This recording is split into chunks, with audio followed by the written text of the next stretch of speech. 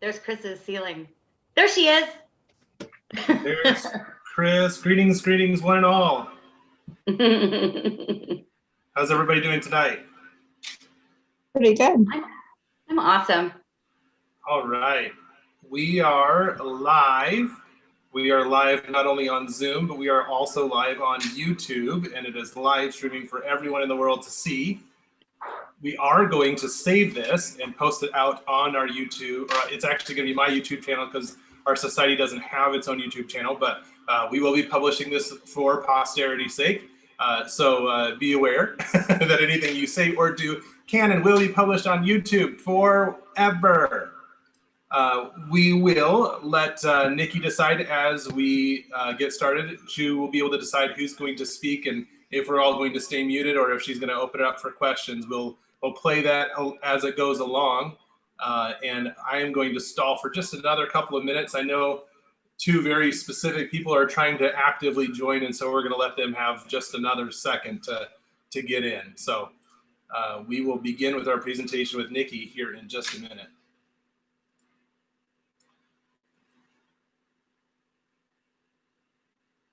I forgot my drink.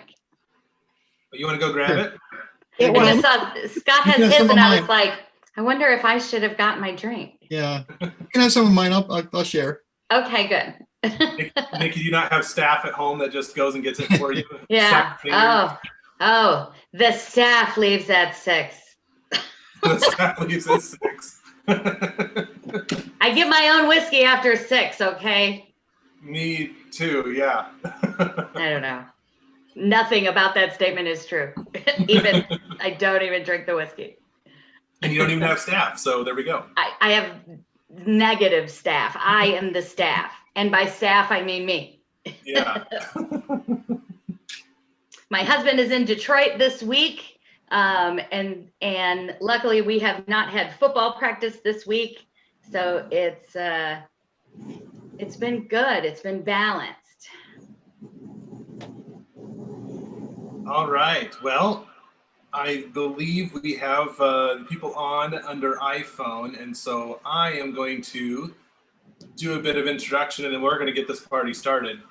So thank you all for coming. For those of you who don't know, I'm Jacob Braun. I recognize many of you on the screen here, but I'm Jacob Braun, and I'm the current president for the Heart of Illinois Daylily Society, located centrally out of Peoria, Illinois, but we cover anybody in the general region who wants to be a member of our society. We're mostly a social club, but we do like to have an annual presentation here in October where we work with somebody like a known personality in the Daylily world or a hybridizer or a combination of both. And that's what we get with Nikki this evening. For those of you who don't know, you get the personality, all right. That's what you're getting. Speaking of, for those of you who don't know Nikki, Nikki is a personal friend. She is a wonderful human being, and she is the epitome of what I would call a daylily nut. And we are excited to have her with us this evening. She is probably the one and only guilty party when it comes to my personal involvement with Daylilies and the society. So thanks a lot for that, Nikki. And My pleasure. My pleasure. You're amazing.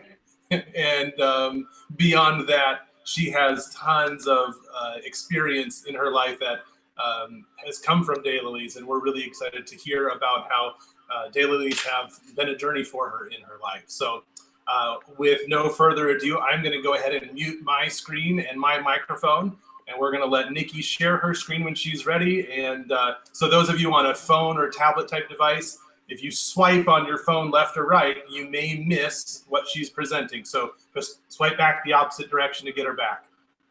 But otherwise, we're going to go ahead and let her queue up and get going. And if you need anything, open the chat and say something. Raise your hand using the raise my hand feature on Zoom, and we'll take it from there. Nikki, go for it. Excellent. Thank you so much. Thanks again to the Heart of Illinois Daylily Society for asking me to come into your computer screens or your telephones today and to talk about my crazy journey in Daylilies. The excerpt that you see on the screen right now, and I'm happy to provide this presentation to Jacob as well afterward, if anybody would like to enjoy it afterward, or if you missed something, or maybe someone comes in late, we can provide that as well as a link if you'd like. But this is one of the very first blogs that I ever wrote about daylilies. And this is actually a photo of my very first adult garden in the very first home that I ever owned. This was my great aunt's home that they built from her and her first husband actually built this home. And when she passed away, I was the only great grandchild at that time. And so I got to inherit this home. And it was a home that I spent a lot of my childhood in. My parents both worked when I was young. And so I spent my summers when I was not in school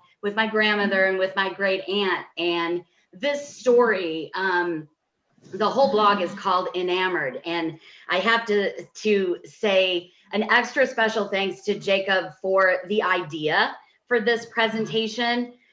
Before COVID, I gave probably 30 presentations a year, 2 or 3 a month about daylilies of a couple of dozen different topics. And I love to take photographs of daylilies, so I could pretty much whip up a presentation in whatever kind of genre, you know, that somebody wants to hear about. But Jacob said, you know, why don't you tell me about Nikki, you know, and like, how did she get to where she is? And I really don't know that that's a question anyone has ever asked me. And so this was a really cool presentation to put together. And I kind of thought, this is where my daylily journey started as a kid. And hopefully you've had some time to read that.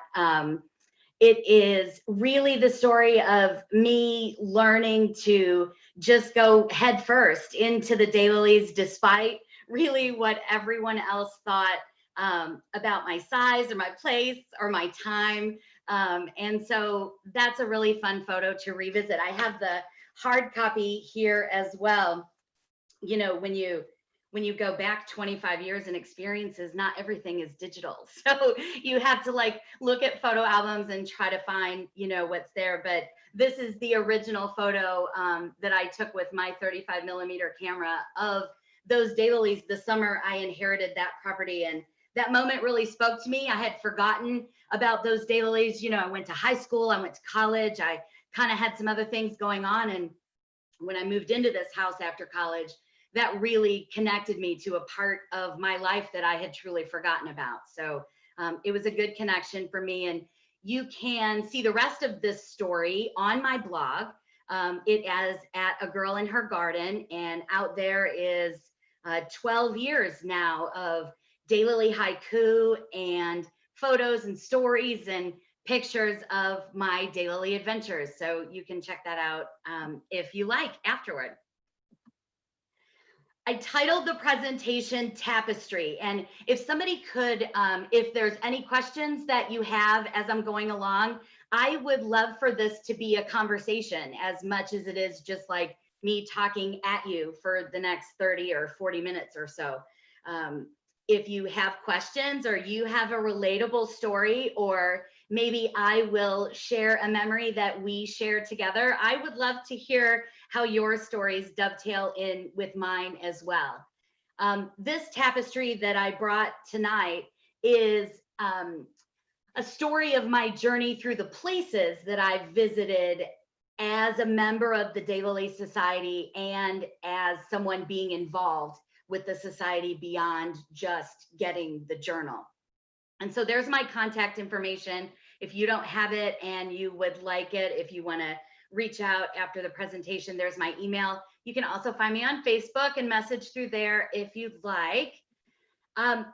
The tapestry really is in nearly every region of the United States. These represent some of the major cities that I've visited in the last 20 years, developing this tapestry of my gardening life. And certainly not everywhere that I've been speaking about daylilies is on here, but I tried to revisit a lot of the memorable locations. And Chris Peterson's on the line. I have a star on Long Island, had been to Long Island a few times judging shows and visiting them for the national convention. And those are memories that you'll see in this presentation as well. So all of these miles and all of these cities and all of these welcoming clubs and regions and people have really contributed to the perspective that I have, not only as a member of the Daylily Society, but just kind of as like a normal, crazy Daylily person, I guess. So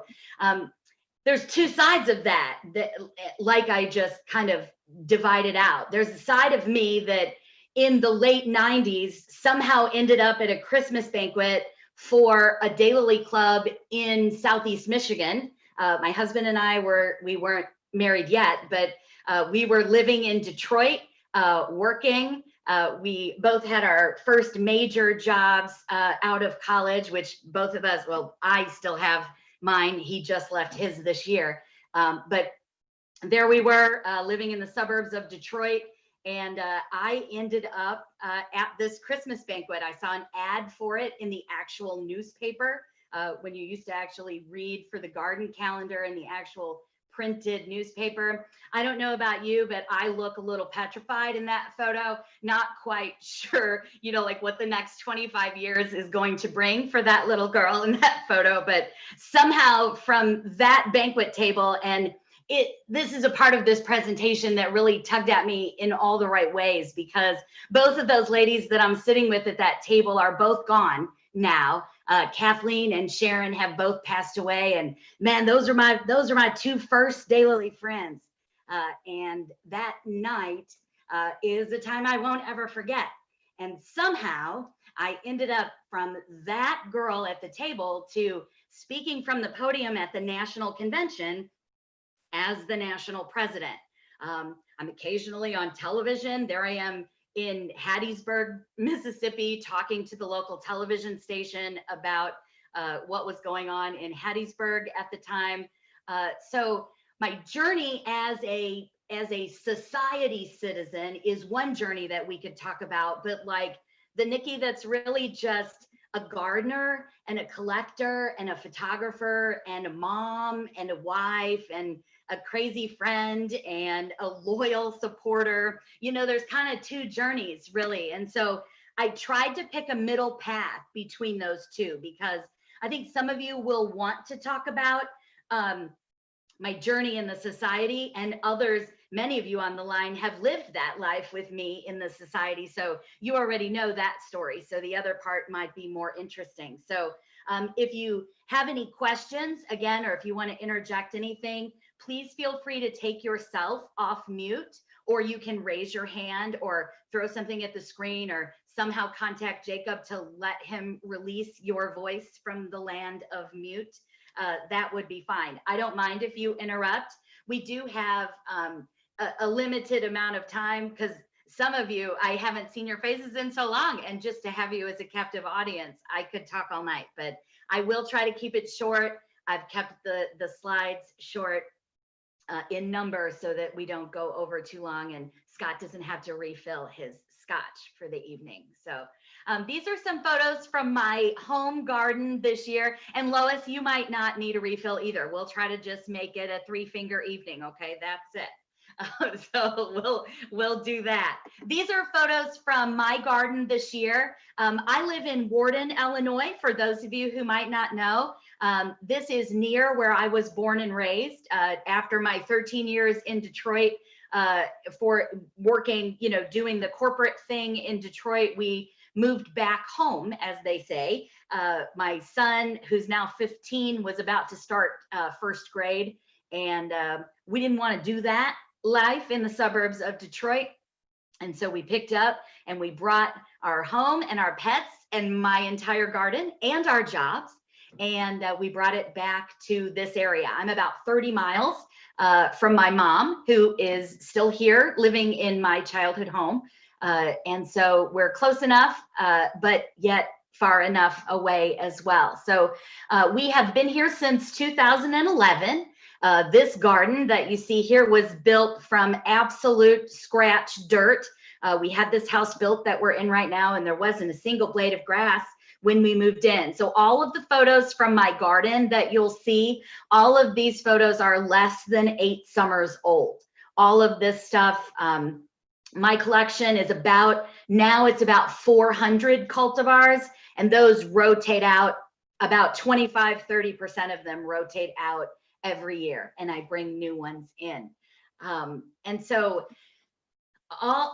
sorry, after I unmuted you, there you go.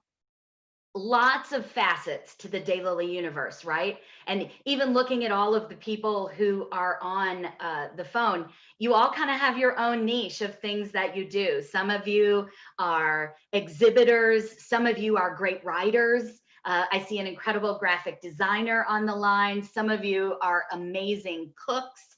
Some of you are floral designers. There's a spot for everyone in the Dayliliy universe, right? And some of my favorite spots to sit in here are photography and writing and exhibitions.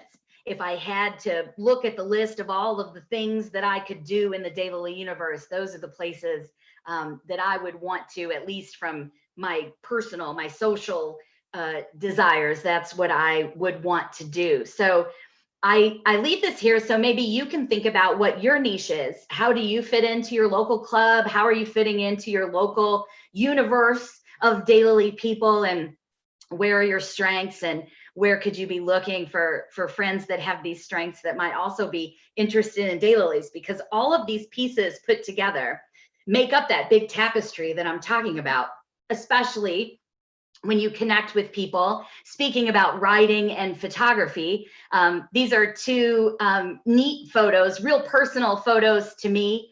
I spent a few years not too long ago concentrating very heavily on getting Dayliliy pieces published in national magazines.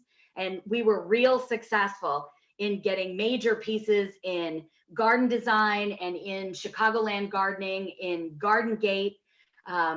We got to contribute to a great piece in the New York Times Magazine as well. And my favorite photography accomplishment so far was finally landing the cover of the Dayliliy Journal.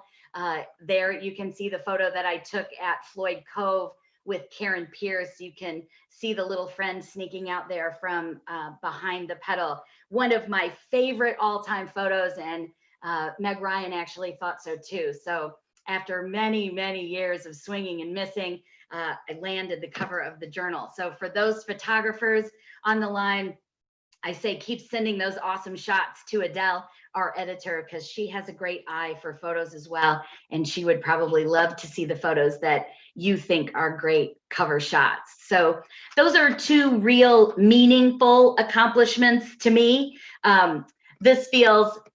Talking about accomplishments feels weird and awkward at the same time. Anyone who's ever heard me talk knows that I talk about myself the least. So it's probably cool that we're doing this on Zoom, because I may or may not have hives about talking about myself or talking about what's meaningful to me, but I appreciate this learning experience anyway, about learning to share directly what actually is important to me. So that's a fun part of the Dayliliy universe, is I can use skills that aren't, I respect hybridizers at a completely different level, because my brain just doesn't think in those terms. Like I can't follow that through from beginning to end. I don't know what it is about that process, but I really admire those who are super successful at that year after year, because that's just not my niche. And floral design, well, I tried it, and that's not my niche either. You know, I'm good at ordering food. I'm good at catering food, but I found where I fit in with my own personal skills, and that's made my Dayliliy journey a whole lot more exciting. Melding what I like outside of the garden with what's inside the garden, and writing and photography are two of those things. Daylily shows are also something that I absolutely adore. These are just some really cool older photos that I found of Daylily shows. You can see on it should still be the right of your screen. You see, I have my son Carter on my hip there. He's now 6'2", 260. running the O-line at football. So he has been coming to Daylily Shows for a long time, but now he could probably carry me on his hip these days. So I tried to pull out some older photos and some photos of people who you might know as well. There I am at the top, winning Best in Show with Brookwood Wow 2 years in a row. The club, I don't know if anybody from Southern Michigan is on the line. If you are, you can back me up with this story. There was actually, they wanted to retire Brookwood Wow at one point to prevent that nearly perfect every time flower from competing in the show. Bless their hearts, it didn't work because, you know, it kept coming back and kept winning. But Brookwood Wow is one of my all-time favorite show flowers, and these are just some fun. That the one on the top right is winning extra large and miniature in the same show. We thought that was funny. I think that was in Springfield, for those of you who might be on the line from there. And there is Girl on Fire, winning as best seedling and then going on to win best in show as well at that show on the left. So some of my most favorite experiences as far as daylilies go are involved in shows. I love to travel to judge shows, and I think I like competing more than I like judging, but it is the whole thing is super fun. We'll see some pictures from the Long Island Daylily Society's Daylily show. Their show, I still think of, I don't know how many shows I've been to in 20 years, but I will never forget the look and feel of the Long Island show with all of their gorgeous blue bottles and floral displays, and we'll see that later in the show. So that's shows. Hey, Nikki. Yeah. Real quick, we did have a question in the chat. How much property do you have? Oh, I have negative property. I have a little tiny city lot where like 250 by 275, I think. It's tiny. It's just under a quarter of an acre. So it's a regular size tiny city lot. That's a great question. I have some drone photos. Jacob and Jim have been here a couple of years to take some drone photos of my little postage stamp. And I'm what they call an intense gardener. That might have a dual meaning for some of you, but I really grow like I'm a square inch gardener, not necessarily a square foot gardener. So stuff's packed in pretty well here in my little postage stamp of spot. So I give all of those people hope. And this also is an official display garden as well. And I have had bus tours through my tiny yard as well. So it is possible with even the smallest garden to provide an entertaining space for people to hang out. So that's a great question. Thanks for that. Is that the only one in chat, Jacob? Yes, so far. Cool. Thanks, everyone. That's a good thing. Jacob will watch the chat and we'll do that if you don't want to take off mute. That's fab. Okay, so the number one question that I always get, and this comes several times a year, is how do you take daylilies to the show? And I think this is also the part of showing daylilies, like actually cutting the whole scape and having to transport it somewhere is probably the most difficult thing. And, you know, this is like, you know, asking somebody what the best workout routine is. Everybody has their own methods for doing this. I have tried a lot of them, failed at many of them. And this is the one that I've stuck with for the last few years is pool noodles cut into pieces. And then I've duct taped all of those noodles together like a super noodle, if that makes sense. And so, because if you don't, then all the individual noodles will kind of fly out there, because I put about 6 inches of water in the bottom of that bucket, for weight. A lot of people forget that, yeah, the scapes might not need water so much driving from here to there, but the weight sure helps out as you're hitting every rock and pebble on the way to the show. So I take about 6 of these 5-gallon buckets to the show. That's about as many scapes as I can handle when I go to the show. The most I've ever entered in one show was 51 scapes. I have gone to a show with just 1 scape before too, after a terrible night of thunderstorms. And the one scape was going out of mere principle at that point. So this is how I get the scapes to the show. So this is from this year. So I just leave the photo. I thought I'd leave it here in case somebody wanted to ask. So how do you like go from like, so you just don't show up at like a banquet and then decide that you're going to stay a member of an organization for a couple of decades and then serve at a volunteer level at crazy rates for years. Like nobody, how does that actually happen? This is me. I can tell you that this is the moment where that conversation started. Standing on this little dock in Columbus, Ohio during the national convention at that time. And a couple people stood with me on that dock that day and talked about the future of communication in the organization and growth. And neither of those people are still with us now, but that was the day that I think that the conversation was had, that it was worth sticking with and it was worth volunteering for. And so that's the day. And how I get there is through all of these people. And of course I can't pick, I could have done 40 of these slides alone and no one wants to look at that. I just wanted to do this as a representation of just some of the crazy souls that have, I meet, and you meet a dozen people a day, hundreds of people in a year you meet or interact with. And a lot of the people on this slide have impacted my life or my journey in cool ways.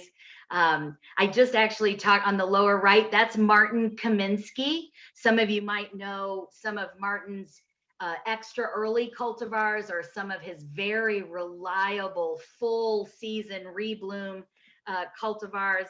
He has left the United States several years ago, about a decade now. He's been in Romania and in Poland, and he just actually emailed this week. That is me presenting him with his Anglerth medal that he won at that's for an outstanding seedling at a Region 2 meeting. So I just saw some of these photos. There's Tommy Maddox and I at the bottom at some random meeting somewhere down there where he lives, and Nan Ripley in the middle, and Jacob Henry. Doc is at the top. We lost Doc now, probably maybe near now 2 years ago. Just a real fighter in Region 1, Doc Murdoch there. Dolores Burrisaw at the top left, that's the lady. If you want to blame anybody, like Jacob blames me for dragging him into this craziness, I blame that lady in the upper left-hand corner of your slide. That's Dolores Burrisaw. She's the lady that sold me my first hybrid daylilies. She had a booth set up at a craft show.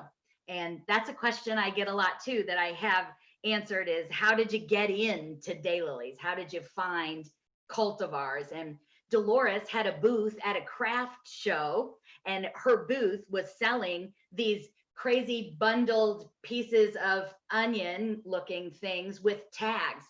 And if you're a collector of one thing, it's real easy to become a collector of something else, right? All of you, I know you're nodding your heads. If you collect daylilies, you probably have, there's a paperclip collection, or there's a Super Ball collection somewhere, I know, or you're an antique collector, Lois, or you're, a train collector, or whatever you might be. But Dolores had these daylilies, and they all had their little, how those strap tags come now, and she had handwritten their names and their heights and their bloom size, and all of those details were absolutely fascinating. And I had to learn about all of these flowers that had their individual personalities, and Dolores ended up over time selling me so many cultivars in like $20 increments. This is my very early 20s, mid 20s, that I go to Dolores and I'm like, okay, I need $20 worth of daylilies. And she's like, well, what kind of daylilies do you want? And I say, well, I don't know. I like them all, just whatever, $20, it's fine. And then a couple weeks later, Dolores. So yeah, I have some more space. How about $30 worth of daylilies? And Dolores would say fine, and she'd bundle up. And so then the zeros just add on as the decades go on as well. But Dolores is the reason that I learned about hybrid daylilies. She taught me how to plant and how to then find more. So that part of my life is totally Dolores's fault. She still lives in the house that she lived in when she sold me those daylilies. She has judged for me in shows that I have invited her to come judge in, and she is happy to tell everyone that I am her fault. So I adore her. She's also been kind of like a surrogate grandma to me, because I have lost my grandparents a long time ago, and Dolores kind of fit that bill for me for a while. So lots of other folks that you see, my dear Mr. Earl Watts there in the upper left, Mel Campbell is there, my friends in Region 10. Man, there I am as the old lady in the photo, standing with a bunch of youth there in Norfolk. And you know, that's a great feeling to stand around all that young energy and know that, you know, those folks are going to be interested. I don't know that I would have done some of these activities at 14 and 15 and 16 that, you know, at one national recently, we had 31 youth. And that's amazing. That's amazing. So I try to take time to drop those folks postcards and contribute to that part of our society when I can, because we're not going to have our energy forever. So Paul Owen and Tim Harrington and Bob Faulkner, the incomparable David Kirchhoff. That's the best photo that I could find of David to put in here with me. National conventions, I'll just get through some of this. These are the place where I think most of my tapestry has been woven, is through these yearly activities. And my first national convention was in 2000. And I actually was the president of the host club in 2002 when we hosted it in Troy, Michigan. And that's really where I cut my teeth on learning how to be tough through Hal Rice and Armin Delisle. Those are the two men that really helped me understand what it should be like to run an event and run a Daylily club and also be productive and professional. And but learning that from two gruff, retired, high military type men didn't teach me all of the grace that I might have needed to conduct those tasks. So going through all of these national conventions, I just pick up new pieces of the tapestry and events along the way. This is, if you've never been to one, some of you might recognize this. This is in Valdosta many years ago. This is what a banquet looks like, where you get to eat with the break bread with all of those people that you don't get to see often. You get to stand in gardens and listen to people tell their own stories. And this is the best part.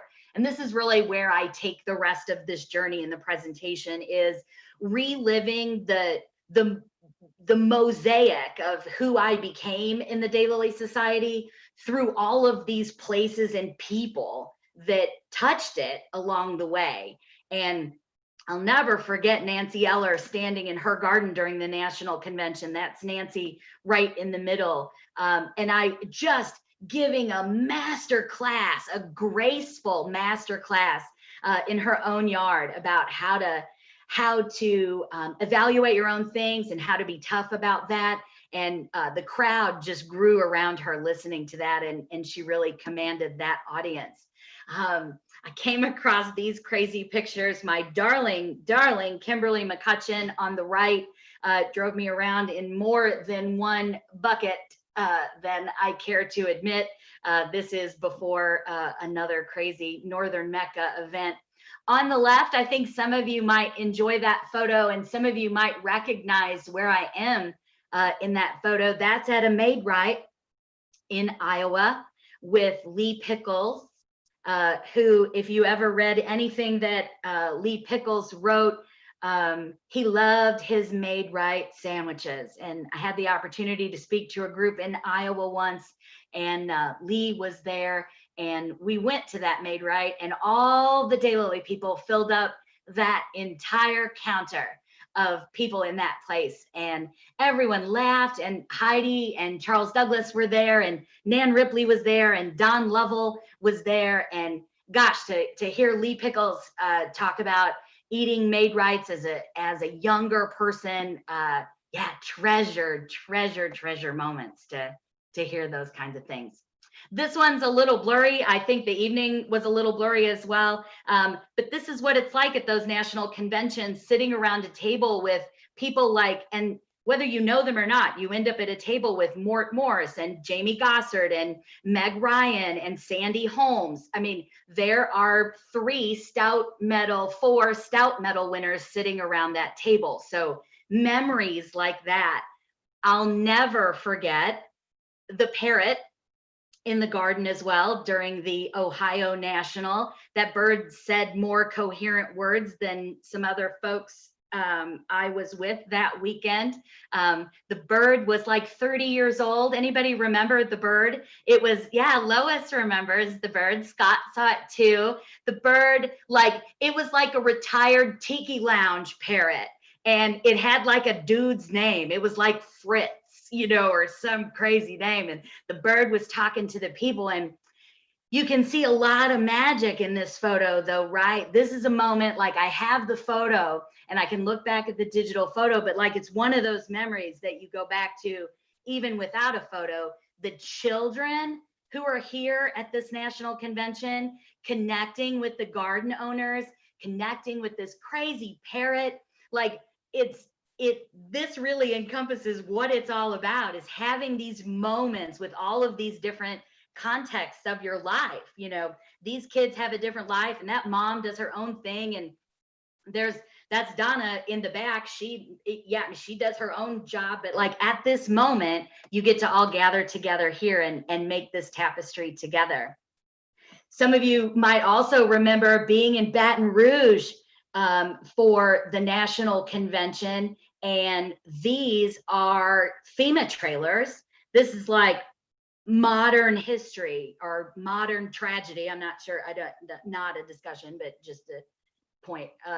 This is one of those moments where you just stand, and the whole universe is like silent when you realize what you're standing and looking at, and how that ripple, you know, is affecting the world, and how these moments still affected the world today. But we learned this was like empty land next to Ken and Melissa's, and all of these, the Begnodes. Some of you might know him from Little Black Buds and Cajun Collaboration and Frosted Vintage Ruffles, an incredible hybridizer. Hasn't Gasoline and Matches is an amazing cultivar of his as well. But anyway, at Ken and Melissa's house, these are all the unused FEMA trailers just rotting in a property next to his. And gosh, you get a moment to stand there. You know, you see things on the news or you hear things and you're like, well, it's over there. But like the smells and the sounds and like the sight of all of that, that was just a crazy moment of modern history clashing, you know, real life versus collapsing with daylily life in a crazy moment. So yeah, buses break down. A few of you on the call have the experience of being on a bus tour when you have technical difficulties, when the bus gets stuck, or the bus needs to be towed out of somewhere, or the bus breaks down more than once on a tour. This is one of those ultimate moments of the universe putting all the right pieces in the place at the right time. Our bus broke down. This is in Region 2. Our bus broke down. We were stuck at Kingwood for an extended period of time, and I had the incredible opportunity of a golf cart ride with Charles Applegate. And some of you might know Charles Applegate's in Region 2, at least, he's legendary for a porcelain base white daylilies. And Mr. Applegate took me on a ride around the garden. I was the regional president at the time, and I was a little distraught about being stranded. If you can imagine me distraught, I don't know if you could do that or not, but I was distraught about being stranded, and Charles took me on a ride around the garden, and he was a curator there. He's no longer with us either. Died just months after this summer. But he pointed out all the interesting things in the garden and took the time to drive me around on the golf cart and show me the things that he loved and the things that he didn't like and the things that he knew he wasn't going to have the time to do. So that is another moment that I will always remember, that everything happens for a reason. This is the moment in my tapestry at like 35. It took me that many years at that time to realize that you really just need to be quiet and believe that every moment is the moment that it is supposed to be, because I got to enjoy that time with him in that golf cart, telling me all of those stories that I would have never had the opportunity to hear. I also never would have felt the emotion. This is probably a moment where I felt the most emotion in my journey. And you could almost hear, yeah, it was wild. It was wild in this garden. You might remember this national convention in Columbus. This garden owner dedicated a whole bunch of beds in her display garden to solely women hybridizers. And all of these beds and all of these signs that you see are wood burned with the name of the female hybridizer that is represented by those cultivars. And without my own self, you know, not like, no one's crying about it right now. I'm not crying, you're crying. But this is an emotional moment where you see, you know, sisters standing in front of their sister's plaque who's no longer with us, and husbands and wives with a daughter whose plaque was there, who's no longer with us. And it was a real electric moment to see the folks in Region 2 and the national visitors be able to see all of these women hybridizers represented this way. So I can also tell you that everyone was very quiet and very absorbing of that moment. I don't think that moment was lost on anybody. So that was something that I'll always remember as well. Yeah, so sometimes you sit around a pool when you're on a garden tour. Sometimes it's viewed as an appropriate action and sometimes it's not, but you never miss an opportunity to do it. This is one of those times that this is at Charles and Cynthia Lucius's house, actually, on the national convention. And it was the last stop on the end of a really hot 2-day tour. And the pool, gosh, not sure I'd ever seen a more beautiful pool at someone's home at that time. So I took the opportunity to sit down and enjoy it. And a lot of people joined me and we had a great time around the pool. And that's a conversation I won't ever forget either. A few folks in that photo are no longer with us either. But those are the moments you have to grab onto them when they happen, and you have to get out of your homes to enjoy them. And I'm really looking forward and hopeful that next year will look different for us and we'll be able to relive some of those moments. Some of you might know Nick Ballish. This is the last summer that I had to enjoy Nick Ballish, and that's Kimberly McCutcheon as well. Had the opportunity to visit Floyd Cove before Pat and Grace left for California. This is during the national convention and in Orlando. And it's the first time I think that the idea of daylily commerce really punched me in the face. And this is when Born to Run was a brand new cultivar. And I think I stood there and counted that there were literally hundreds of fans. And I was kind of new to the Daylily Society from a commerce nursery perspective like this. I had visited a whole lot of home gardens and some more farmy type gardens, but this was really going to the national convention that year was really my first chance to really get in there as as a visitor. So I really got to, see what that looks like and become overwhelmed at the thought of it. I got to see Daylily World when it was in Florida and Daylily World after it moved to Kentucky. So lucky enough along the way to be able to see both of those locations. The prairies, the scenery, all of this really just waking up this morning. This is, I spent the weekend in the trailer that Sandy and Mike Holmes used to have on their property, a previous version of that camper. And I needed an escape one weekend. Sometimes you have to leave and just go somewhere where it's quiet, where somebody doesn't know, where no one knows where you are, and no one cares what time you go to bed. And Sandy and Mike were my safe, my fugue spot for that adventure. And I was at the farm alone, and I woke up in the morning, and the sun, as I opened the door of the trailer, and I saw the sun coming up over their seedling bed. And this is just one view. Of course, the garden looks a little bit different now, but this is that morning. I had driven in the night before, and that's one of those moments. You have to visit Hybridizer gardens too, and get into these seedling fields and see what they think the future looks like. Nicole DeVito's in Florida. I'm not sure that there's a neater magical place and a more magical person than Nicole. This evening, as we watched Dreamer kind of munch on the grass there, the sprinklers came up over the gardens, and that was a pretty cool evening. You get to share those drinks and those moments with people.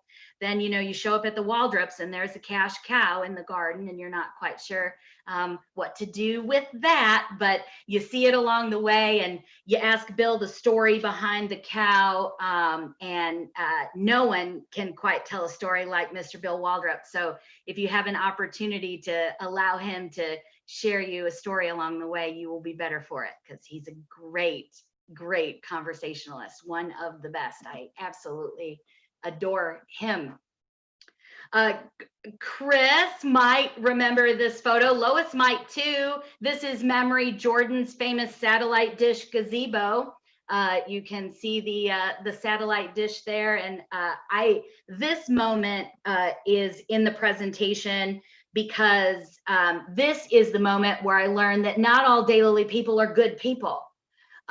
Because this was when they hosted the national convention on the East Coast. And while all of the garden owners were at a garden owner function for the convention away from their gardens, a group of people, and this is way before we all had Ring doorbells and cell phone security systems and cell phones really.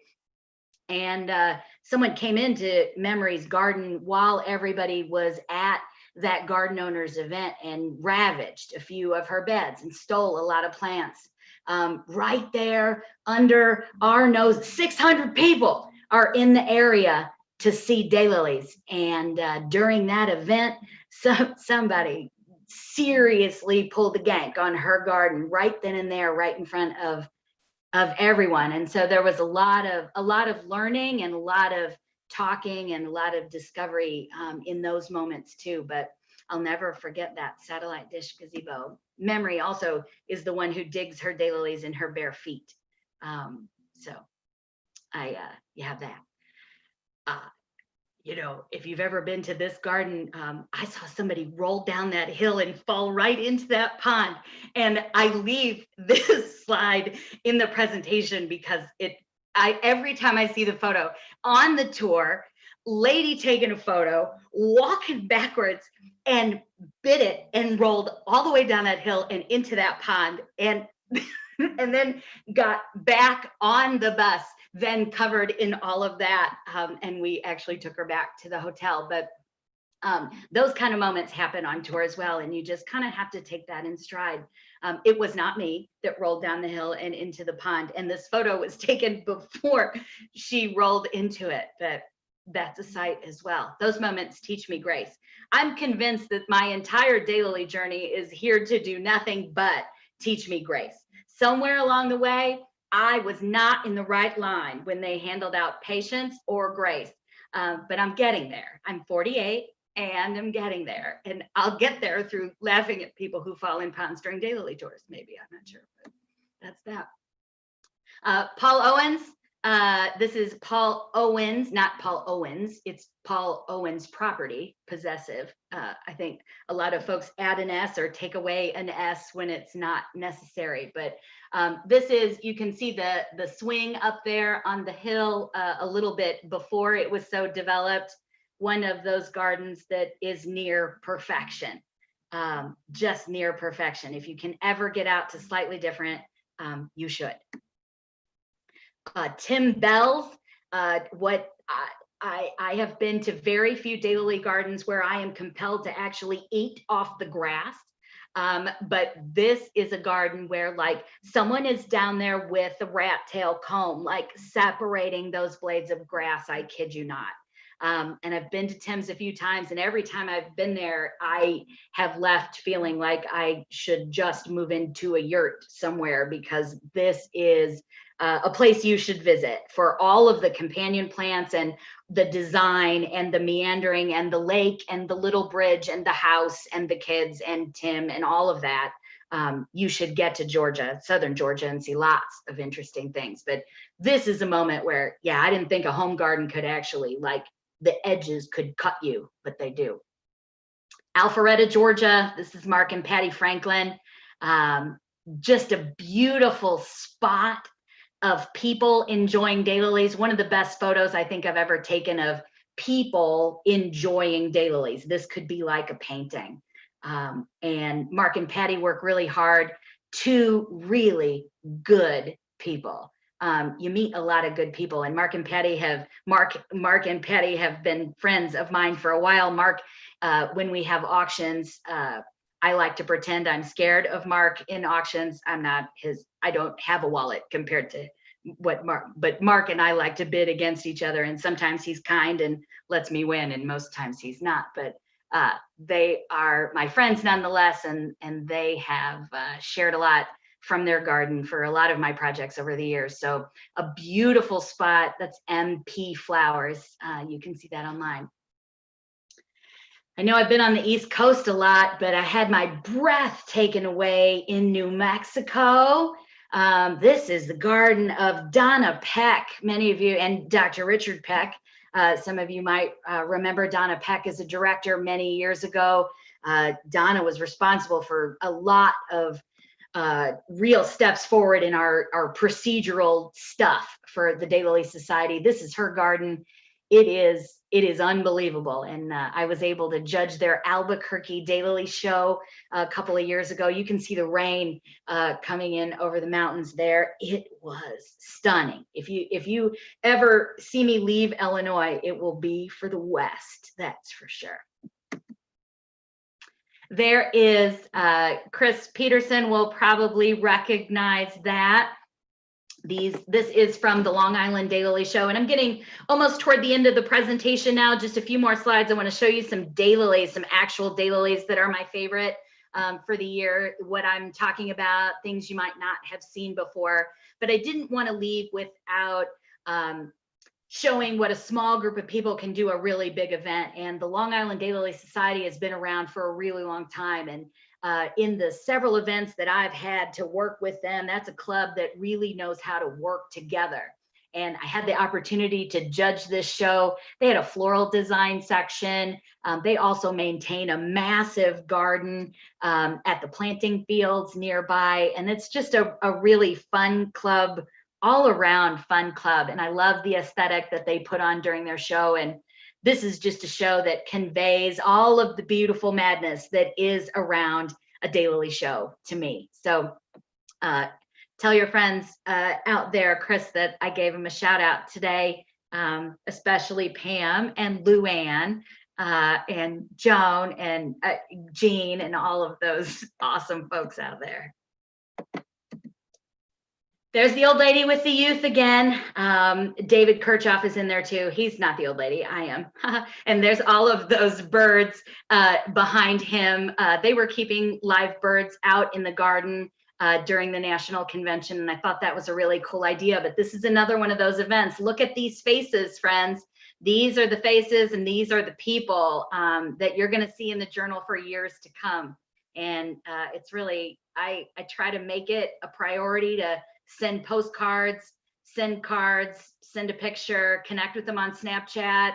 I follow a few of them on TikTok, you know, just to keep a thread of connection. You know, some of these kids are like, they could be second and third generation hybridizers, and even showing just a little bit of interest is a really good idea.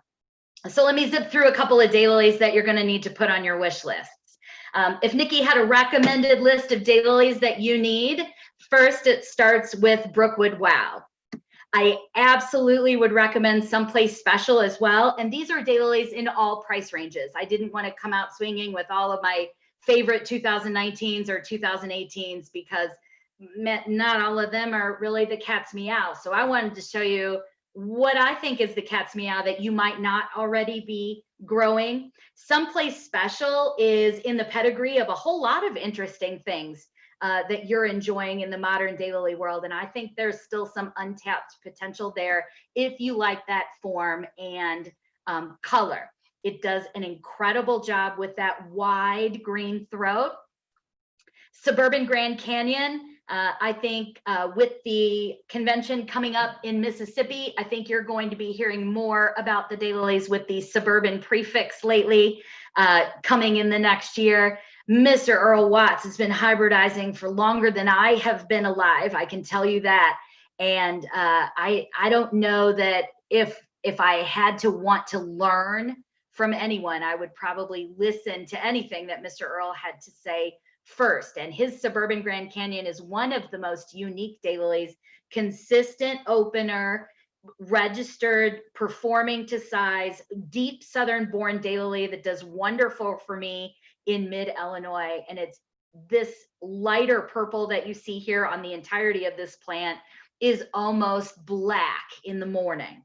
So this form open wide in the morning, but all of that is near a deep black plum. And then as the flower stretches open, it turns into that cool lavender, and man, it stays open until it's dark. And it's one of the most unique things I grew this year. Lillian's Hot and Spicy. The eye for me, what you see for the eye zone there is very accurate to me in my garden. The outer petal and sepal colors are actually a little bit more cinnamon or a little bit more orangey in real life, but it's actually prettier. But the camera actually caught the bluish purple of the petal and sepals really close to how my eye was seeing it. And this one rebloomed, although the bud count got much smaller as it rebloomed. It sent up 3 sets of scapes for me here in Illinois. So it's on the thing to watch list. Anastasia, this daylily is from the 80s. Yeah, probably the first sculpted daylily to not be registered as such. Also one of Jeff Salter's first sculpted daylilies as well. And Anastasia will always have a place in my garden. The green throat, because the green throat stays all day, all day. The bud count is low, but every single one of these flowers is worth it. You could bite it. It's that thick. I love it. Sorry for that. I just got way excited about Anastasia. Yeah, so, you know, I'm not really a bandwagon kind of gal. I don't get on, I don't know what it is about me. When the 49ers were the bandwagon, I don't like the 49ers. You know, it's just one of those things. So I'm not typically a bandwagon girl, but I got on this one because it performs really well in my garden. It just recently won some national awards. It's my kind of color pink, and it performs like crazy here. Not all of the cupcakes do, and not all of Tim Harrington's line in general do. And I say that just because I'm putting my words here on these plants. So I'm going to tell you the scoop about them. But this one is a beast. And it's what I call my color pink. Like if I have a color pink, this is the color pink that I like. So one of the cupcakes that I think is worth the hype. Two, that if you can get your hands on them, they are worth their weight in gold. Cat Blue, gosh, it multiplies like the slowest jar of molasses that is frozen and doesn't pour out. But oh, I want to just eat every one of the blooms that opened on it, even though it's still 2 fans and it's been 2 fans for 5 years. Let me tell you, very few plants get that forgiveness in my tiny amount of real estate, but these 2 do. Paul Sane's Prize, that crazy green, is insane. Oscar Wilde is a crazy double that I think you need to get your hands on. I don't see it too many places. I actually sold it for the first time in my sale this August, and so it's in a few more gardens. Royal Candy Crush is also something I think that you need. This is a Region 2 born daylily. Man, it's cool. It's almost like gray some mornings, like dark charcoal gray. It's the wildest thing I've ever seen. Worth looking at. It went to the show and won Best Large Section. Crazy story. It was actually a mistake. The seller sent me this one as a mistake instead of something else that I had ordered, but I grew it anyway, took it to the show and won the darn section. So happy accidents, Bob Ross, absolutely happen. 3-in-1 without the oil. Yeah, if you can find this one, this is Dan Bachman's best. It's so big and it's so, the quilling on the sepals, it's like a razor's edge. It's so cool. This picture was taken by me in Norfolk. I called in my last 2 favors with Dan Bachman to get a double fan from him after that convention. And now I grow it in my own garden. So this is one of Dan Bachman's that you should hunt for and find. Special Candy, I showed you my favorite cupcake. This is my favorite candy. Special Candy, by far, heads and more heads above any of the other candies. This is the one that's worth that. I grow things like this when I talk about being an intense gardener. Yeah, I mean, there are name tags for every one of those plants, printed, labeled, all the details you need, but this is how I grow them. Couple of last slides. Little Miss Sunshine is a small from the East Coast as well. Very, very, very high bud count. I think there's a lot of potential in that for a lot of other things. Incredible plant habit, but it's got a pretty face, but I can name 4 or 5 other daylilies with a pretty face that looks similar to that, but nowhere, I mean, just look at all of the buds. That's an aerial view and an overhead view of one scape, all of those buds. Brookwood Black Kitten on the right, you need 2 Brookwoods, Brookwood Wow and Brookwood Black Kitten. Those are the 2 that you need. My last couple, if you're going to take a walk on the wild side from things, I think Sigourney is the best in its class. It's amazing. And really is a new frontier in that. My entree, last story, I promise, my entree into administration, if you will. Many of you might remember that the Region 2 Winter Symposium is one of the first of its kind.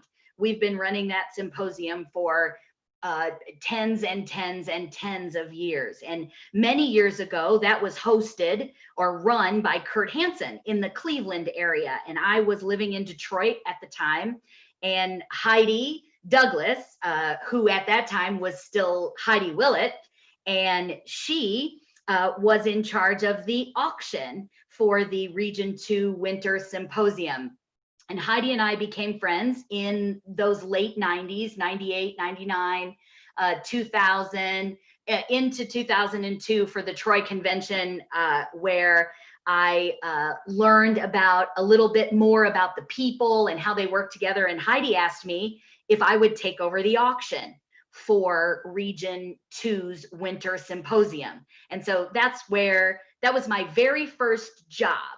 Kurt Hansen and Heidi Willett, Heidi Douglas, asked me to do that auction. And so that was my first actual job for a region or for the national, was to, and she set a pretty high bar. She was making about 15,000 in those years at each auction. So we did very well. And I remember auctioning off the first pieces of Sigourney that Kurt was releasing to the public, and they were clearly in the 4 digits. And so that was fun, being an auctioneer and seeing this on the cover of his catalog. He did like this kaleidoscope thing, and that's part of this memory as well. Is Kurt Hansen was pushing the envelope decades ago, and I just don't think he ever really, I'm not sure he ever got the kudos that he really deserved for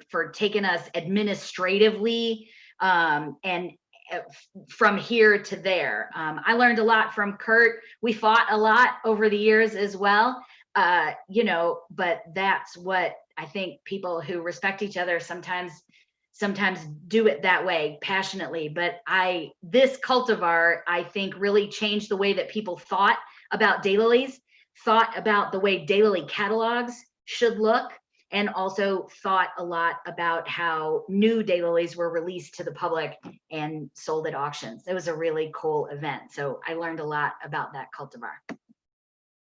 Last one or two, high watermark. Judy Davison is a name that, if it's not in your garden now, you should go find 5 Judy Davison cultivars and get them into your gardens. She's got small ones and big ones and all gorgeous ones. The colors, the clarity of color.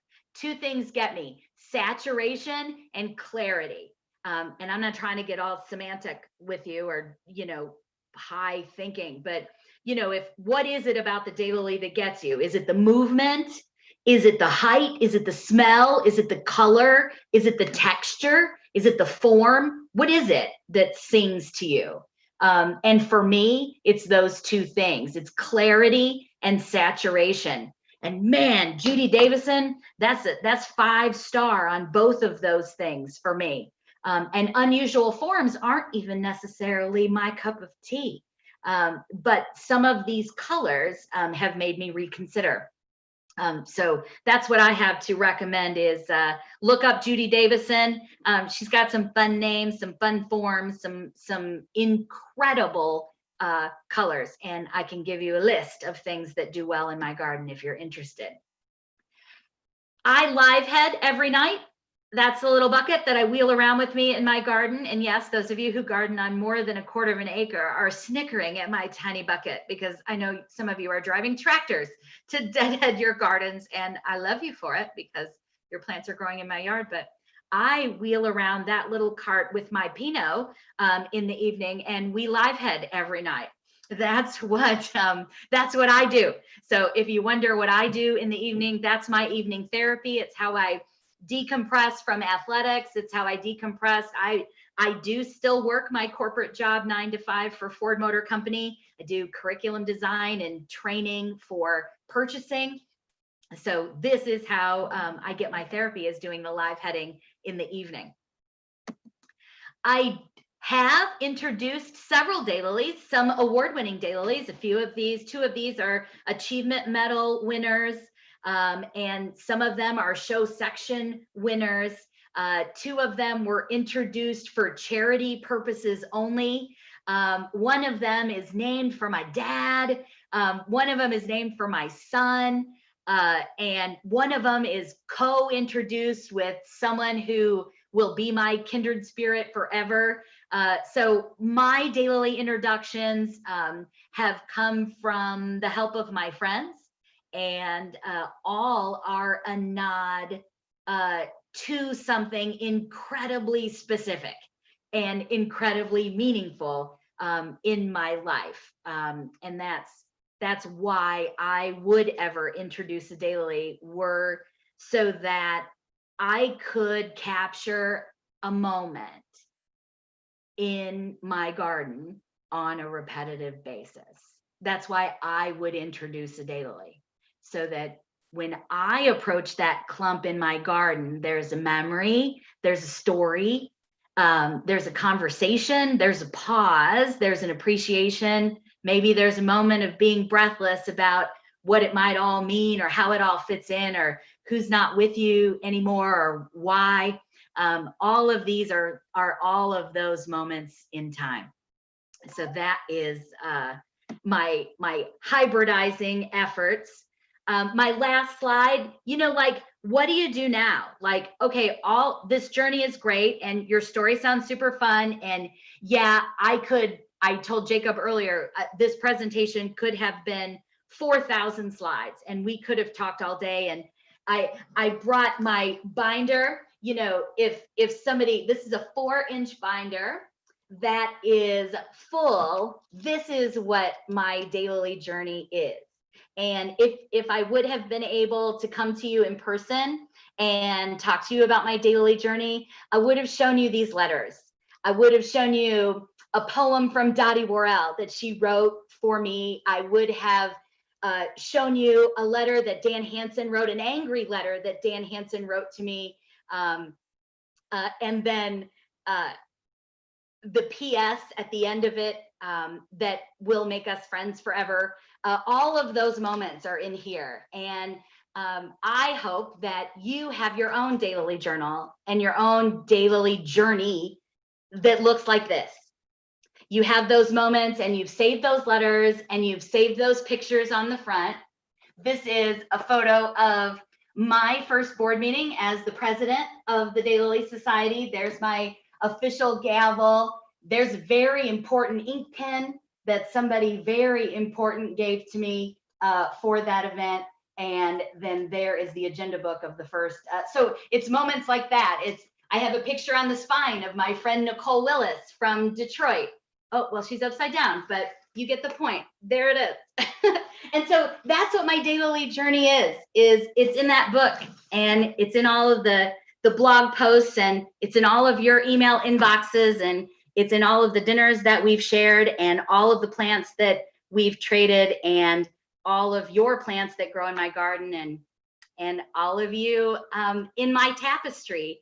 So these are things that you can do if you're interested in being more involved or doing something different, or finding out how your journey can maybe blossom into something else. If you're not already a member of the American Daylily Society, I would totally ask you to do that. If you join now, you're going to get the whole year next year, all of the beautiful Daylily journals that we have. We've already voted in the popularity poll. I for some reason, I was guessing that this was going to be later. So make sure that you're voting in the popularity poll as you have the opportunity in your regions. Display gardens, be a judge, get involved in Dayliy Shows, do Facebook groups. I have a Facebook group called Daylily Social. And if you connect with me on Facebook, I'll get you into Daylily Social, where we've actually formed a virtual Daylily club so that we can all meet in a space. We have Zooms like this. We actually put on exhibition shows. So join Facebook groups. There are YouTube channels out there that are Daylily specific. If you're a video enjoyer, you can watch those. But most importantly, support and visit your local Daylily gardens. That's my last point, is visit those people around you when we can. I understand now, and it is isolating and it is challenging. But I think next summer will look different in many ways. And I look forward to having fun with all of you and being in your gardens and having you in mine. I missed the bus tours and the van tours and the droppers by this year with all of the crazy restrictions. So hang in there, friends. Hang in there, friends. I don't know anything more than you do, but I know that we've already made it through the worst days that we've had so far. So thanks for coming to hang out with me here tonight. Anytime you want to hang out and talk about daylilies, give me a ring, give me a Facebook call.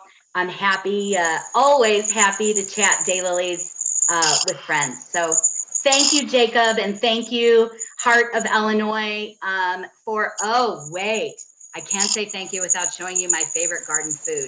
I'll just let you take that in. That's how I wanted to end the presentation, is by showing you my very favorite garden snack. That's Vermont white cheddar, a tiny piece of basil, a very firm cherry tomato drizzled with sun-dried tomato, olive oil. You can put it on a skewer, or you can put it on those little bites. Whole tray gone in minutes, even just if I'm eating them by myself. So that's my favorite garden treat. I didn't want to leave without sharing you at least some food. I would love it if you would email me your garden food slides, because I'm always at a loss of what people can eat with skewers. I think skewers are the next big thing in garden tours. I think it's all going to be skewers next year. All skewers. Take my word for it. Thanks, friends. Bye, Nikki. Thank you so much, Nikki. I don't know if anybody actually has any questions. If they want to stick around and ask questions, we can stay on as long as people want to stay on. But we didn't want the presentation to go too terribly long for those who might be eager to go to bed. So anybody have questions, feel free. Join in. Unmute yourself if you have a question, please. I didn't have a question, Jacob. It's Chris. Can you hear me? Yes. Hi, Chris. Yes, we hear you. Hi. I didn't have a question, but I beat you. In spending my first time, I went to the Lids Daylily sale. I'd never gone to a meeting. I had only ordered from the Wilds catalog, for years. Made my choices there, and I didn't want to seem cheap, and I didn't know how much Daylilies really cost. So I asked one of the members to get me $100 worth of Daylilies, and I didn't know what that was going to get me, but I just felt so ignorant, and they did a good job. They really did. But that was, and the next year I did the exact same thing. I did the exact same thing. I was so pleased. That's awesome. But that was in 2001, and it was Mayor Miller. I don't know if you've ever met her. I Years do. ago. Yes. Yeah. She was the one that did it for me for a couple of years, picked out daylilies for me, because it was really too hard to decide. And I figured I'd trust her to do that. So yeah. That's awesome. That's awesome. I was going to ask you what year. I'm glad you said. it was 2001, and I was only working a part-time teaching job in a private school. So I wasn't making a lot of money. And that was a really big thing for me. But I knew I didn't have a lot of daylilies, and I wanted more, Oh, yeah. So it was a good way to fill my garden with nice plants. And I will also never forget my visit to your house. That's where I saw King's Golden Treasure for the very first time. One of the best daylily photos I've ever taken was at your house. Well, that's neat. That's neat. It is. Yeah, that was a great visit. And that was after a rainstorm too. Pam and Luann had us out in the rain. I don't remember. So that was probably at the, was that during one of the, wasn't at National, right? It was the show. We were there for the show. Right. Mm-hmm. I remember the National, we did 2006, talking about personalities. The day before, there was a knock on my door, and it was Mary Collier Fisher. Oh dear. I almost had a cow. An actual calf. Yes, because she was writing the Region 4 Daylily Journal at the time, and it was like a celebrity had come to my door, and I'll never I was only on an open garden, and I had all these people there, the Jeff Coates, and I had Julie Covington was there, and I don't know, a lot of personalities. But then all of a sudden, Melanie Mason comes whipping down the driveway in her Jeep, and all this dirt is flying because the driveway, and the dirt is flying, and she gets out, and I'm like, oh my God, it's Melanie Mason in my garden, That's one of the most fun things. And going to my first convention when the Stimillies were there and all the big names, that Oh yeah. Kurt Hansen and all these people are getting up to get their awards. And it was the most boring thing, but I was starstruck by all these people. And I went with Melanie Vassallo. Oh and yeah. she knew everybody. So she took me around and I got to meet all these personalities, Dave and Mort and all these people. And it was just quite an experience. You said Mort. I remember the first time I met Mort, I somehow ended up eavesdropping on a conversation that he was having, and he turned and he introduced himself to me. He was like, this is probably 99, 2000, like 20 years ago. He put out his hand and he said, "Oh, nice to meet you. I'm Mort Morris." And I was like, "Oh, I know." Like one of those, you're like, "Oh yeah, I know who you are." Like, I know. And I'm sure the young people that are people just getting into daylilies feel the same way still about people that they meet. Absolutely. It's just, I still do. Oh, I do too. Of course, I still do too. We have a hand up from Lori. She's been waiting patiently with a question or a comment. Oh, yay. Lori, hi. Hi, I just wanted to say hi. And of course, I love your presentations and the bubbly and everything. Thank you. Made a great evening. I'm so glad you got to join us. How's the weather in Michigan? Are you guys still warm? I heard it was kind of a little balmy today. Up and down. Your typical up and down. Beautiful today. Going to be kind of crepey tomorrow. Couple days. New Halloween's supposed to be kind of cool, or in the 50s. So it's going to be nice for the kids, or whatever happens. Then we bottom out a little bit, and then we go back up. Maybe Indian summer. Who knows? I was just gonna say, maybe you'll get an Indian summer. Yeah, well, we've finally had a hard frost, although my dailies aren't showing that. Oh goodness. Well, it's so good to hear your voice. I'm glad you're here. Yeah, I could go on video, but I've had 2 beers. I don't know. Man, that's the best time to get on video, Lori. You're always better. Live on YouTube, I'll remind you. Lori said, cheers. Kind of like, you're not a good dancer till you've had a few, you've been at the bar. That's the after party Zoom meeting. Yeah, we've been suffering through 85-degree weather today. Oh, it's just terrible. Here's my I know. I was out there in shorts and no shoes working in the garden today. Ridiculous. No shoes even. Ridiculous. Well, I don't wear shoes in the winter either, so. You got my last condolence, Scott. The last one I had to give, you got it for your dealing with that temperature. Yeah, we really feel sorry for you, Scott. I know it's horrible. So yeah, the winters here are brutal. The sympathy, the lack of sympathy for you right now. We have snow. Oh, Lois, I saw your photos on Facebook. Yeah. Yep. Where are you, Lotus? It's outside Kansas City. Oh yeah. But you should see the pictures. Our region is part of Oklahoma's part of it. And Oklahoma City posted they've had 3 days of ice storms, and our members down there that have nurseries, their trees and everything are just shattered. It's terrible. I know there's so many things that are going bad. Hey, I'll take 40 degrees. I'll take some rain. I'll take this. And of course, New Orleans getting hit. Oh, yeah.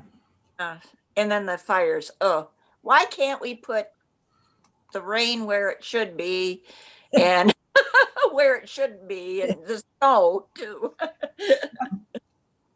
Yeah, we were just in Gulfport for the board meeting on the weekend and got out of there just in time. Yeah. Now they got hit by the hurricane tonight. Yeah, you did. Yeah, we got out of there on Sunday, and I saw that today. I Yeah, was like, coming quickly. that's scary. Yeah, It Debbie texted me and she says, like on Sunday morning, she's like, you're not gonna believe this, but there's another hurricane coming towards us. Yeah, I asked her, Over and I over. had a couple of follow-up questions for her and on the auction we had and some other stuff. She's like, I am up to my elbows. You can just, I'll get you in a couple of days, so she was dealing, I guess. Yeah, they We go didn't have to worry about it. over and over. Yeah. It's crazy, crazy stuff. Well, Jacob, I don't want to monopolize all your time on your Zoom call tonight. I don't know if you have some other business or if anybody else has questions. I could chat all evening. and we could listen all evening. So, That's for darn I have- sure. Thanks for doing this, Nikki. who is that? Is that Rebecca? Yes, Hi, sweet girl. How are you? I'm all right. I only caught the end of this, but I'm glad I saw the link for it. This was nice. Oh, how fun to have you. I'm glad you came over. It will be living for posterity's sake on YouTube, and if I can download it, I'll upload it to our Heart of Illinois Daylily Society Facebook page too. But I know it'll live on YouTube forever, Rebecca, so you're welcome to go back and catch the rest of it too. Thanks for joining. Hey, Jacob, what's the psychedelic lights in the background? That's just my gadget, Leighton House. And is there I a just way to have it see? cycling some colors. Are you keeping us from seeing gallery view because we have Nikki's slide up there? As long as Nikki is presenting, it does do that. Yeah, that's Oh, Here, okay. let me get I out. wanted to see who Nikki else for was that. here. I'll get out of sharing. We got a few It's more. okay, cameras we're on. probably all getting out anyway, so. Does anybody else have any There questions? we are. There we are. I didn't know I was preventing that. Well, I can still see all your faces. There's Rebecca. Now I see her. There she is. Hi, Marie. Rhonda hasn't moved in And Sue. hours. Rebecca, There's you're muted. Roberta. How nice. There's There you Rhonda. go, that's better. Rhonda. Hi. Rhonda's worked out today. Yeah, nobody wants to see that. No, I want to see what success looks like, lady. We got to see the workout. I didn't have any success today with working out. So you did it. Good for you. She probably did enough for all of us. I heard she was lifting something. I mean, I lifted like the wine cooler. That was the extent of my drama today. So I'm not. My trainer deadlifting. was not kind. Well, I don't know. Yeah, maybe I need one of those. That's Les Mills. They'll Yeah. tell you every time. That's exactly what it is. Every I know. time. Murder. I don't want that either. All right. Well, if there are no more questions, thank you all so much for coming. We were excited to have the opportunity to do this since we weren't able to meet together in person. I look forward to hosting more of these for the Heart of Illinois Daylily Society because why not? We will gladly make these public for everyone who wants to join from wherever you may be. I know Edvinus from Lithuania was planning to try to stay up tonight to tune in live, but luckily it's going to be safe for him to watch later. Our friends that are far-flung, that don't have clubs local to them, they really look forward to things and opportunities like this. So if your club is thinking about doing something, those of you that are not here in Peoria with me, if your club is thinking about doing something and you'd like some help putting together a Zoom or something like that, please feel free to let me know. I'd be happy to enable you to do something like this with your club because, like I said, it benefits everyone who has the opportunity to tune in either live or later. So thank you all again. Thank you, Nikki, so much. I love Mwah. every second of that. I would watch it 10 more times just tonight before I go to bed if there was enough time. So thank you for all your time and effort in putting that together for us. We really appreciate it. It's absolutely my pleasure. Thank you guys for coming. It's wonderful to see you. Thanks for coming. Nice seeing you too. Nice seeing everybody. Bye. Hi, everyone. All right, good night. Happy Wednesday. Bye.